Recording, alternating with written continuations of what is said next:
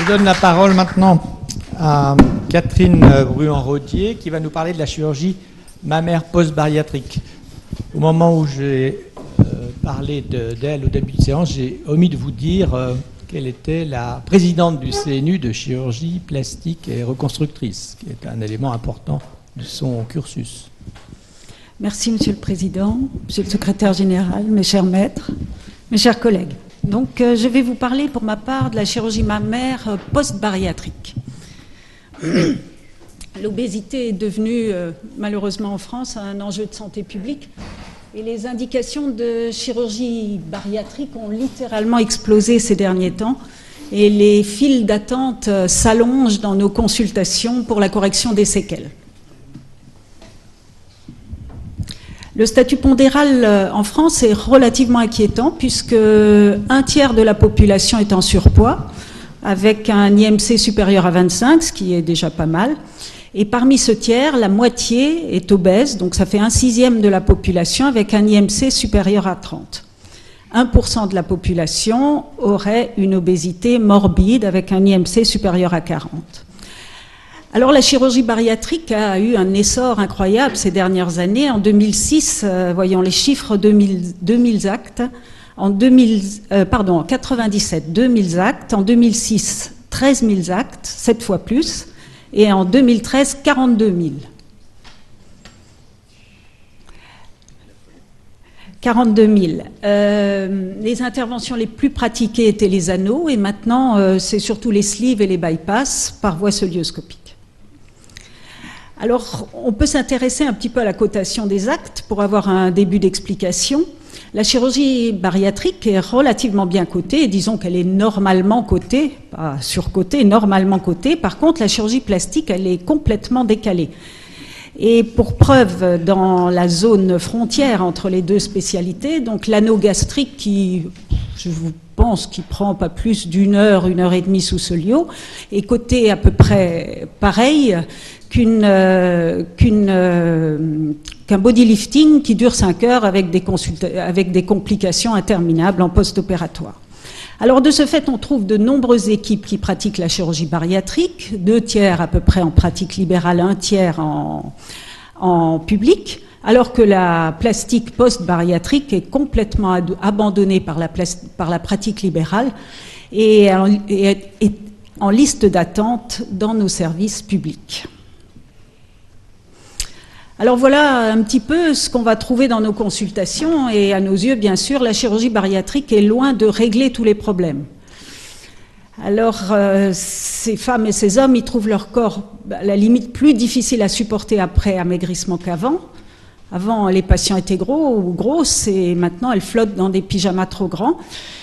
Et elles placent beaucoup d'espoir dans nos traitements. Et d'après les études, l'absence de correction des séquelles serait un facteur important de reprise pondérale. Quelles sont nos exigences de chirurgien plasticien après chirurgie bariatrique pour débuter le traitement des séquelles? Donc, il faut bien sûr une perte de poids suffisante, mais elles sont souvent énormes, 30 à 90 kilos, et c'est plutôt ce qui reste qui nous importe. Donc on est peu exigeant, on demande des IMC inférieurs à 30, donc pas d'obésité.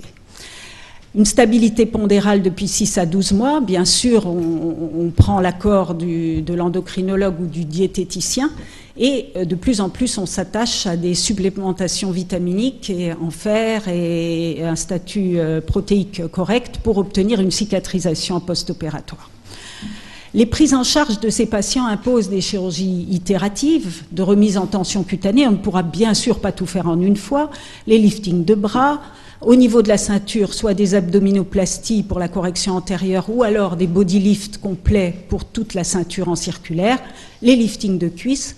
Tous ces gestes sont mal payés, mais cotés, pris en charge par la sécurité sociale, soumis à entente préalable. Par contre, pour ce qui est des seins, la chirurgie mammaire, eh ben, ma foi, elle est souvent considérée comme de la chirurgie esthétique. Et ça va nous rajouter une problématique supplémentaire, une dimension supplémentaire à ce problème qui est déjà complexe. Alors, que reste-t-il du sein après un amaigrissement massif, une ptose, toujours, avec très souvent des dimensions cutanées qui sont hors normes, Mais en ce qui concerne le volume, il peut varier. L'attitude de la caisse est extrêmement claire. Il y aura une prise en charge sécurité sociale quand on enlève 300 grammes peau plus glande par côté. Donc on pèse au bloc opératoire, on envoie le tout bien sûr en anapathe où c'est repesé encore. Et donc les choses sont extrêmement claires. Alors, il arrive que le volume reste très important.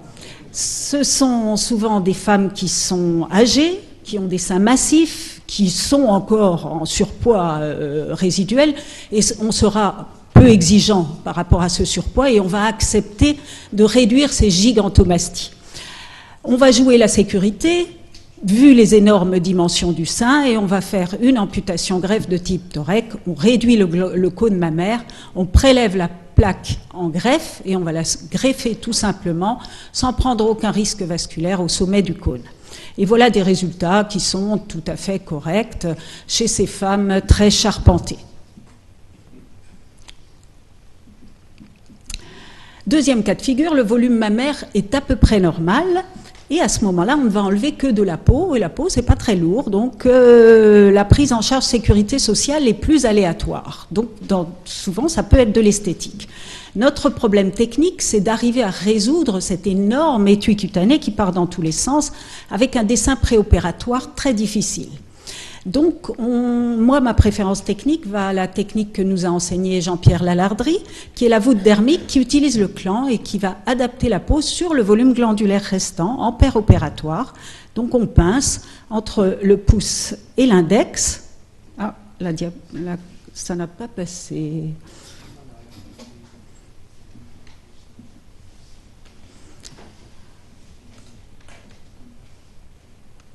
Non, ça passe pas. Ah si, ça passe, pardon. Ça passe pas sur mon écran, mais ça passe sur le grand écran. Alors vous voyez, on utilise le clan pour savoir quelle est la peau que l'on va enlever, et on dessine le long du clan et on coupe pour obtenir la cicatrice verticale du segment 3. Donc ceci facilite une vraie adaptation cutanée sur le volume restant. Alors voilà les résultats qu'on peut obtenir par ces techniques.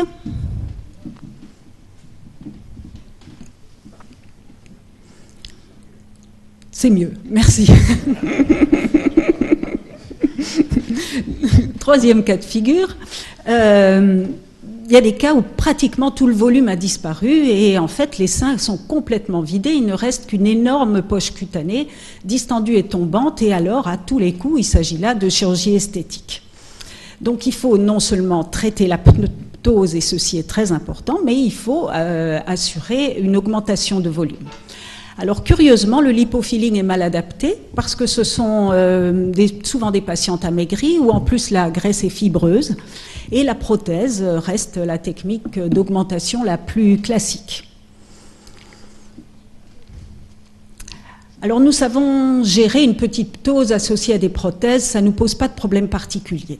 On met en place des prothèses par voie périaréolaire inférieure, on met la prothèse sous le muscle pectoral et on referme la glande mammaire pour assurer une étanchéité à la prothèse. Et on va régler le problème cutané en dehors. Lorsqu'il est peu important, on fait juste une cicatrice périaréolaire avec une bourse. Lorsqu'il est un peu plus important, on rajoute une désépidermisation de la partie inférieure et une pince cutanée du segment 3. Mais dans tous les cas, la prothèse est bien protégée en profondeur et il n'y a pas de continuité entre les deux loges. Plus difficile est le cas où la ptose est plus importante. À ce moment-là, on est obligé d'associer une composante sous-mammaire à la cicatrice. Et à ce moment-là, la prothèse va forcément se retrouver, quand on utilise un pédicule supérieur, directement sous la peau, à la croisée des cicatrices, dans cette zone qui sera véritablement un danger, avec risque en cas de manque de cicatrisation, d'extériorisation de la prothèse et d'échec. Alors deux solutions techniques peuvent être apportées, soit un lambeau dermique inférieur, qui est une technique qui nous est inspirée de la reconstruction mammaire immédiate, où on va protéger cette zone cicatricielle par le lambeau, Ou alors, on change de technique et on prend une technique à double pédicule, supérieur et inférieur, et le pédicule inférieur protège la zone de fragilité. Voici un exemple d'une femme qui n'a pas 35 ans, qui a perdu 70 kilos. Donc on va commencer par lui faire un body lifting, on la corrige au niveau de la ceinture, son résultat en antérieur, son résultat en postérieur. On va lui faire des liftings de cuisses, des liftings de bras, tout ça c'est pris en charge sécu. Et nous arrivons aux seins qui deviennent de l'esthétique pure, malgré cet état déplorable. On fait simplement une localisation de la plaque aréolo-mamelonnaire. Voici le petit lambeau dermique inférieur qui est dessiné. On met en place les prothèses en position rétropectorale et en utilisant le clan, on va adapter la peau. Voici l'excès cutané vertical qui se dessine. Et on va glisser notre petit lambeau dermique inférieur à ce niveau-là pour protéger la croisée des cicatrices. Et voilà le résultat qu'on obtient. La patiente est très contente et nous, on l'est un petit peu moins. Un autre exemple, cette jeune patiente a perdu 85 kilos avec une chirurgie bariatrique. On va lui proposer une chirurgie avec... selon une technique de McKissock, pédicule supérieure et pédicule inférieure, et la prothèse est placée en rétropectorale, protégée en bas par le pédicule inférieur. Voilà son résultat à 4 mois. On a mis un implant de 275 cc. Jetons un coup d'œil aux deux résultats de nos deux patientes. Vous voyez, dans les deux cas, les choses se sont bien passées, la zone de fragilité cicatricielle est bien protégée, mais dans les deux cas, les implants sont de manière évidente en position trop haute. Donc il va falloir un deuxième temps opératoire pour rebaser les implants en position plus basse, avec cette fois-ci un résultat satisfaisant. Mais il nous aura fallu 2 temps opératoires. Étant donné que c'est une chirurgie extrêmement difficile, cette cure de ptose en cicatrice en T avec prothèse, la majorité des plasticiens vont proposer une chirurgie en 2 temps.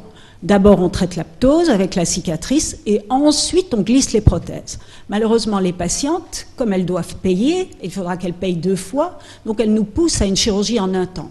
Donc, il faut au minimum les prévenir et du risque d'échec et du risque d'une éventuelle nécessité de retouche et une chirurgie au final en 2 temps. À long terme, le maître mot est l'instabilité.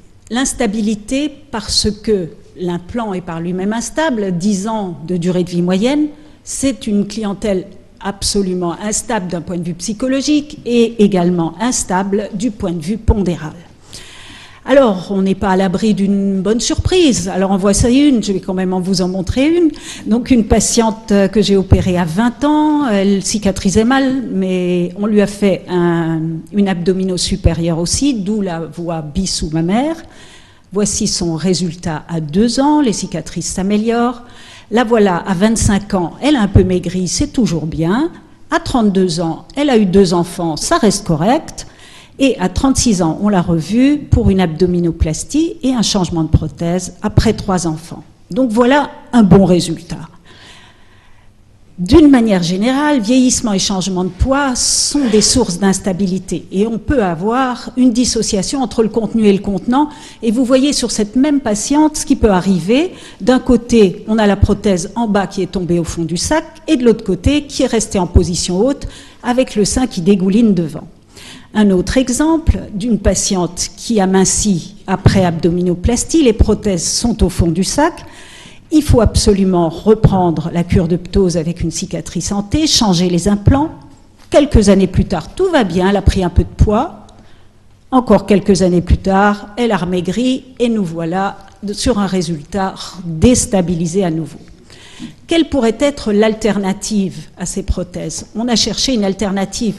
Elle nous a été dictée par la reconstruction mammaire, où de plus en plus on utilise des lambeaux et où on délaisse un petit peu les prothèses mammaires. Alors c'est très tentant chez ces patientes qui ont des excès partout, excès latérothoraciques, sous-mammaires, dorsales.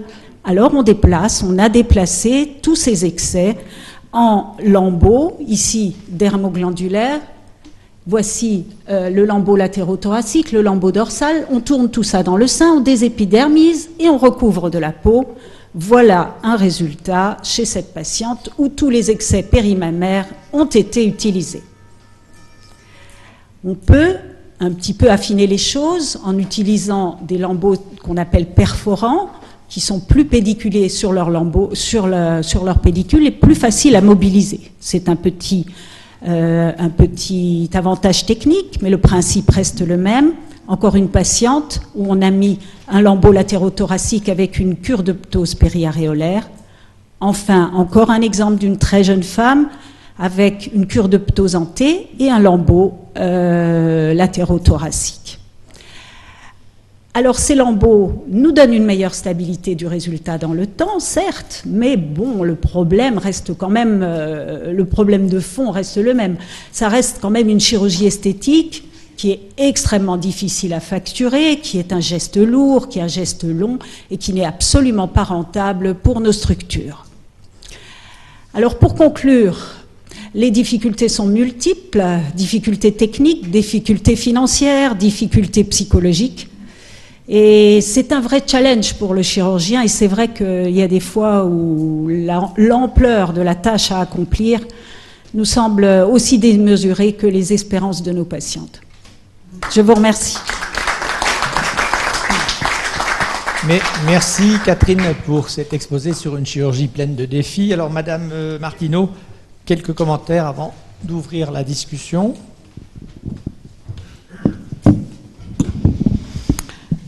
Merci Catherine pour ce beau panorama, enfin inquiétant. Inquiétant car l'obésité c'est une épidémie, en tout cas dans notre pays, qui est semble-t-il stabilisée, mais dans d'autres pays ce n'est pas le cas. Et je pense aux pays en voie de développement qui découvrent la culture alimentaire américaine avec les dégâts que ça fera. On revient du Vietnam où pour l'instant ils ne mangent pas beaucoup de sucre. Je pense que dans 4-5 ans ce sera une vraie catastrophe. Donc il y a de beaux jours pour la chirurgie bariatrique. Alors cette chirurgie elle est compliquée parce qu'elle est entre guillemets vendue au public pour les avantages médicaux qu'elle va donner, c'est-à-dire moins de diabète, moins d'hypertension, moins de problèmes fonctionnels, une meilleure qualité de vie, semble-t-il. Mais on ment un petit peu à ces personnes, puisqu'il ne faut pas oublier de dire que cette amélioration médicale se fait au prix d'une dégradation du schéma corporel. Et donc nous, plasticiens, on est tout à fait confrontés à ça. Alors moi, je plaide pour peut-être une discussion avec les tutelles, pour peut-être faire un package, un forfait, qui, si vous avez une chirurgie bariatrique, derrière, vous avez quelque chose qui, globalement, serait une enveloppe budgétaire pour prendre en charge un certain nombre de gestes. Parce que les seins ne sont pas pris en charge, mais le lifting non plus. Donc quand vous avez des gens qui ont 25 ans avec un cou et un visage qui ressemblent à quelqu'un de 70 ans, c'est juste une catastrophe. Et donc ça n'est pas pourvoyeur de stabilité pour le poids. Alors que sur le plan de la santé publique, être obèse, c'est un vrai problème. L'autre élément, c'est l'aspect des complications. On sait qu'un obèse garde dans son corps, enfin un obèse qui a maigri reste dans son corps la mémoire de cette obésité, avec notamment un taux de complications qui est largement supérieur aux autres patientèles. Alors finalement, comment faire? Évidemment, c'est dans la prévention, je pense, qu'on peut travailler. Et en tout cas, c'est cette appellation que nous défendons, nous, plasticiens, de façon très forte, très farouche. C'est que la frontière entre ce qu'on appelle la réparatrice, la plastique ou l'esthétique, elle est extrêmement ténue. Il n'y a rien de plus qui m'agace, et je pense que Catherine Bruand, c'est la même chose, que quand on me dit « Ah, vous êtes chirurgien esthétique », je dis « Non, je suis chirurgien plastique, esthétique et reconstructeur ». Reconstruire le schéma corporel, ça nous renvoie à la définition de l'OMS, qui est la bonne santé mentale, psychique et sociale de l'individu. Donc cette chirurgie-là, il ne faut pas la mépriser. Il est aussi important de maigrir qu'il est important d'être bien dans sa peau. Et cette appellation populaire est vraiment une bonne traduction de l'illustration qui vous a été faite ici. Très bien, merci. Des questions? Le micro baladeur, s'il vous plaît.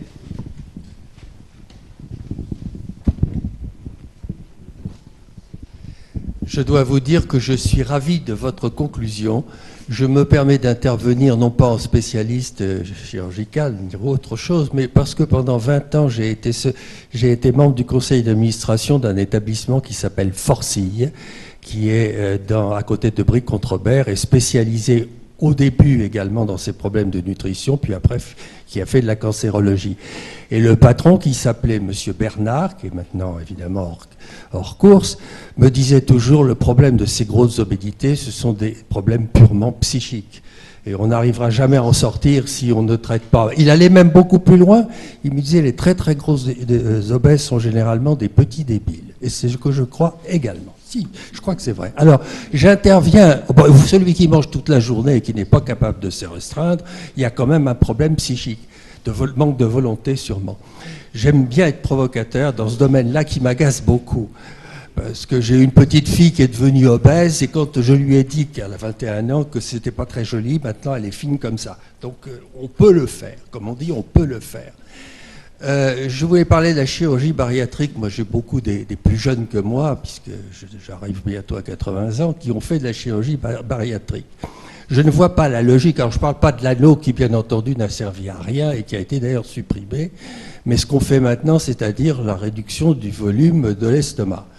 Moi qui suis chirurgien digestif, je sais par expérience que quand on fait une gastrectomie des 2/3, que ce soit pour n'importe quoi, au bout de 2-3 ans, l'estomac a repris son volume et la possibilité de manger normalement est revenue.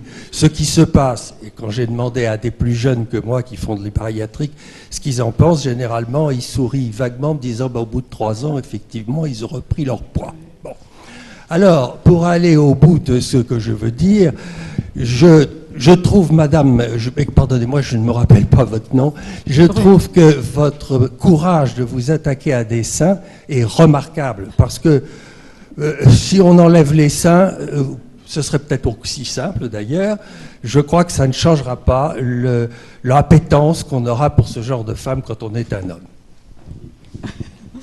Merci. Alors, la question, vous pouvez répondre à la Catherine, question sur l'appétence des hommes par rapport... Est-ce que c'est pas plus simple d'enlever le sein? C'est plus simple d'enlever le sein, mais je ne pense pas que ça soit réellement la solution. Alors, en ce qui concerne les reprises de poids, effectivement, on commence à publier, on commence à voir des publications disant que même après dérivation, il y a une reprise de poids au bout de 3-4 ans qui est de l'ordre de 10 kilos. Donc voilà, c'est sûr qu'il y a des troubles des comportements alimentaires et qu'on peut avoir des attitudes, on peut manger du chocolat fondu, on peut, voilà, il y a plein de... Ça nous éloigne un petit peu de notre débat de reconstruction, voilà. Même si le problème mérite d'être posé. C'est vrai qu'on a eu une réunion concernant le suivi de ces patients et qu'on n'avait pas inclus cette partie de la reconstruction parce que ça nous est paru aller un peu loin. Je parle de la séance du mois de février. Et il semblerait Philippe quand même, vas-y. Oui, il semblerait quand même que le fait de rétablir un schéma corporel qui soit correct soit encourageant pour la patiente et qu'elle soit plus motivée pour maintenir son poids lorsqu'il y a, une meilleure silhouette, une meilleure harmonie. Alors merci beaucoup. C'est un débat qui est très très intéressant, que vous avez très bien traité. Il faudrait même probablement qu'à chaque fois qu'il y a des grandes réunions concernant la chirurgie de l'obésité, ce chapitre ne soit jamais occulté. Pour préciser une question, vous avez parlé de 300 grammes oui. comme un seuil qui permettrait ou non, enfin permettrait la prise en charge. Oui. Alors, il s'agit donc, pour un acte CCAM qui est coté, d'une réglementation concernant cet acte, ce qui est quand même plus facile à changer au niveau des caisses que l'introduction d'un nouvel acte ou d'une cotation différente. Donc ça va plus vite parce que c'est 3 ans quand il faut un nouvel acte et c'est qu'1 an quand il faut négocier pour la réglementation. Et si ces 300 grammes sont effectivement un seuil, qu'est-ce qui empêche aujourd'hui, dans la période d'attente, de coupler un lifting ailleurs avec un geste de reconstruction mammaire dans la même séance opératoire, avec une prise en charge pour le coup, puisqu'il y aurait plus que 300 grammes. Il nous arrive de faire des gestes associés pour associer une chirurgie esthétique à un geste pris en charge. pour alléger les frais de la patiente. Mais bon, pour nos structures, c'est pas du tout valable. Et en plus, ça devient risqué au niveau santé, parce que c'est des gestes qui sont déjà éminemment lourds, avec des grosses déperditions sanguines, souvent associées à des liposuctions, des suites qui sont déjà lourdes, et on peut pas forcer sur les actes associés. On est déjà à notre maximum en actes associés, justement pour réduire les frais des patientes. Concernant la nomenclature, le problème, c'est qu'il y a 2 codes. Il y a un code pour la réduction mammaire. Et dans ce code-là, il y a effectivement le seuil des 300 grammes. Le vrai problème, ce qu'a dit Mme Bruand, c'est que pour les ptoses pures, c'est-à-dire il n'y a pas d'hypertrophie. Il y a un autre code. Et donc faire changer ce code-là, ce ne sera pas possible. Il existe et il est bien marqué en clair, non pris en charge. Très bien. Je voudrais, Monsieur le Président, Monsieur le secrétaire général, je vous en prie. revenir sur la chirurgie bariatrique digestive, pour la défendre un petit peu. Il faut savoir que le suivi est très difficile, c'est ce qu'on a montré au mois de janvier, et que dans l'expérience de mon équipe, on a fait beaucoup de gastrectomie de réduction. Il faut retenir comme schéma 50% de reprise du poids perdu en 5 ans chez 50% des personnes opérées. C'est un schéma, mais qui est facile à retenir. Et on améliore cela, non pas en faisant des opérations d'une complexité supérieure, mais en faisant un suivi bien meilleur. Et tout le problème est là, c'est un suivi pluridisciplinaire où les nutritionnistes jouent un rôle très important et nous manquons de nutritionnistes.